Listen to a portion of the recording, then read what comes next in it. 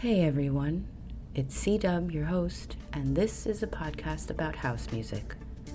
In our last episode, we spent time in New York City talking about how clubs expanded in the 1990s, how rooms grew larger, DJs became more visible, and how nightlife began to intersect with spectacle in a very particular way.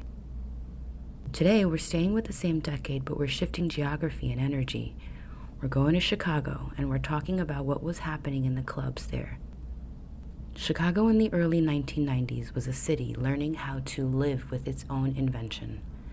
House music was no longer in its ignition phase, no longer burning with the urgency that defined the earlier 1980s. By this point, house had traveled widely and returned home carrying traces of other cities and other rooms. Yet Chicago remained committed to listening inward, allowing the music to settle into neighborhoods, into bodies, and into memory. The legacy of the warehouse continued to shape the city's internal logic long after its doors closed. The warehouse had established a philosophy rather than a format, one that centered emotional release, collective experience, and patience. That philosophy deepened at the Music Box, where Ron Hardy reshaped intensity into ritual. Stories of records played at extreme volume, of tracks looping until time dissolved, circulated constantly in the 1990s. These stories were not treated as nostalgia. They functioned as instruction. Younger dancers learned how a room could be guided slowly into surrender, how repetition could become transcendence, how discomfort could transform into release when you shared it. One dancer who had experienced a Music Box described carrying its lessons into every club she entered afterward. She said she could feel it immediately when a DJ trusted the room enough to let a record stay longer than expected.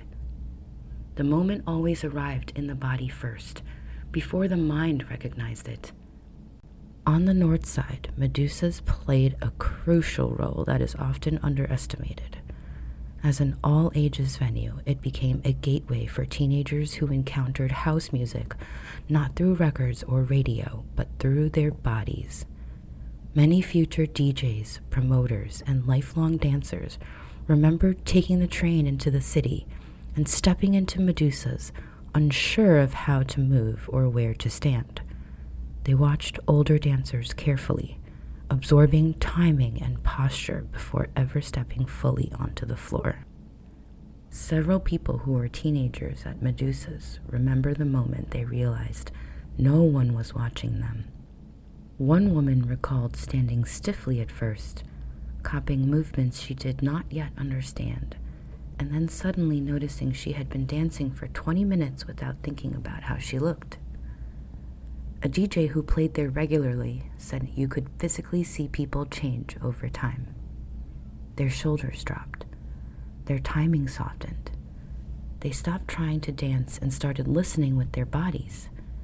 Medusa's mattered because it taught a generation that house music was permission and not performance. Beyond established clubs, Chicago's underground remained active through loft parties and temporary spaces that filled the gaps between official venues. These nights were often invitation-based, shared quietly through flyers or word of mouth, hosted in warehouses, basements, or borrowed rooms. DJs played extended sets, sometimes all night, shaping soundtracks that evolved slowly. Dancers remember sitting on the floor to rest, sharing water, and drifting back into the music when their bodies were ready. One promoter remembered a loft party where the power briefly went out around 3 a.m. Instead of leaving, people sat together in near darkness, talking quietly and waiting. When the music returned, the DJ brought the volume up slowly, and the room eased back into motion as if nothing had been interrupted. Another DJ described testing unfinished tracks late at night and knowing a record was ready not because of applause, but because bodies stayed close to the floor. These gatherings reinforced intimacy and trust, creating space where experimentation felt safe. Below street level, Smart Bar became one of the city's most reliable anchors. The room's design encouraged listening. The sound system rewarded subtlety. Regulars returned week after week, allowing DJs to build long narratives rather than isolated moments. DJs such as Derek Carter played with elasticity, allowing disco to surface briefly, jacking rhythms to sharpen the room, and deeper selections to stretch time.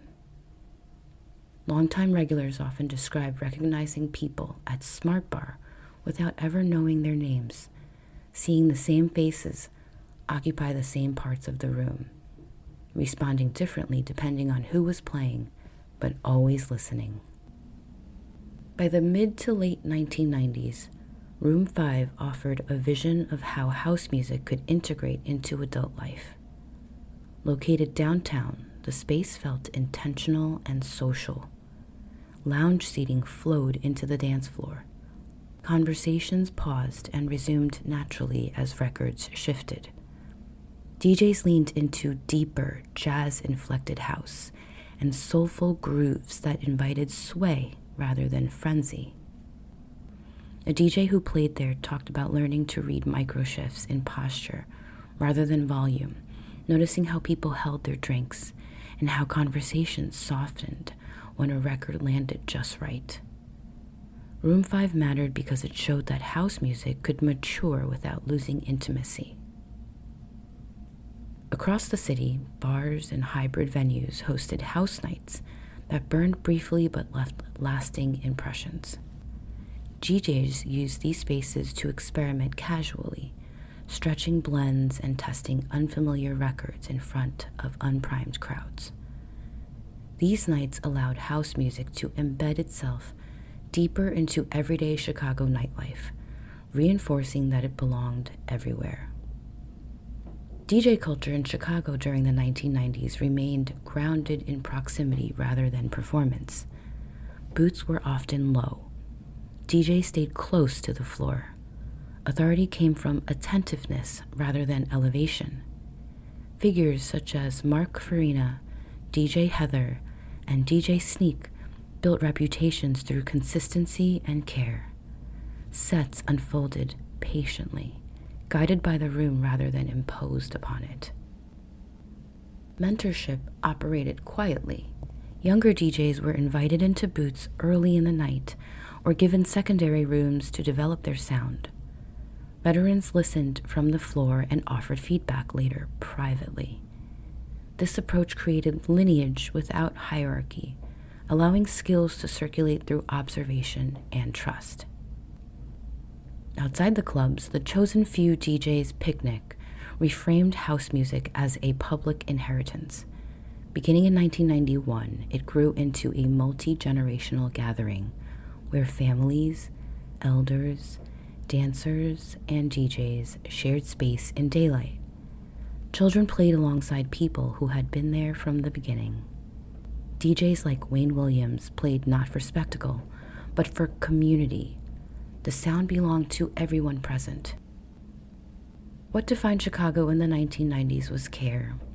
Care for the room, care for the body, and care for the time. The fire of the 1980s had not disappeared. It had become steady enough to sustain a culture rather than consume it. I think that's a great place to stop for now. Thanks for listening, and until next time, keep the beats alive.